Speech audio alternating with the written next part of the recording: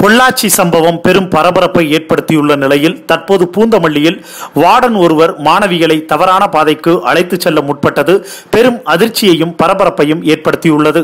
பொள்ளாச்சியில் கடந்த 7 ஆண்டுகளாக கிட்டத்தட்ட 200க்கும் மேற்பட்ட பெண்களை மிரட்டி பாலியல் அத்துமீறல்களில் ஈடுபட்டு அதை வீடியோவாக எடுத்து பெண்களை மிரட்டி வந்துள்ளனர் 20க்கும் மேற்பட்ட அயோக்கிய கும்பல்கள்.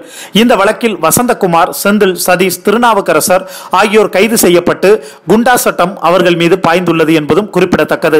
இந்த சம்பவத்தின் பரபரப்பு அடங்குவதற்கு உள்ளேயே தற்போது பூந்தமல்லியில் மேலும் ஒரு அவல சம்பவம் அரங்கேறியுள்ளது. சென்னை பூந்தமல்லி பேருந்து நிலையம் அருகே ஒரு மகளிர் விடுதி செயல்பட்டு வருகின்றது. இதில் ஏராளமான வெளியூர் பெண்கள் தங்கி வேலைக்கும் காலேஜிற்கும் சென்று வருகின்றனர். ஆனந்தி என்ற பெண் இந்த விடுதிக்கு வார்டனாக இருந்துள்ளார்.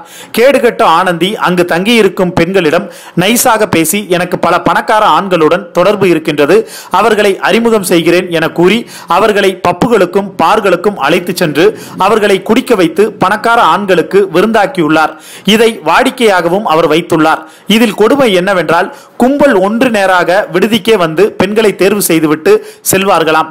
அவர்களை மூளைச்சலவை செய்து கூட்டிச் செல்வதுதான் வார்டன் புரோக்கர் ஆனந்தியின் வேலையாம். வழக்கம் போல் ஆனந்தி தனது இச்சை வேலையை விடுதியில் தங்கியிருந்த மதுரையைச் சேர்ந்த பெண் ஒருவரிடம் காட்டியுள்ளார். ஆனால் அந்த பெண் தனக்கு இதில் இஷ்டமில்லை என கூறியுள்ளார். இதனால் ஆத்திரமடைந்த அந்த பிசாசு ஆனந்தி மதுரை பெண்ணை கொடுமைப்படுத்தியுள்ளார். இது சம்பந்தமாக அந்த பெண் தன் தாய்க்கு போன் செய்து கூறியுள்ளார்.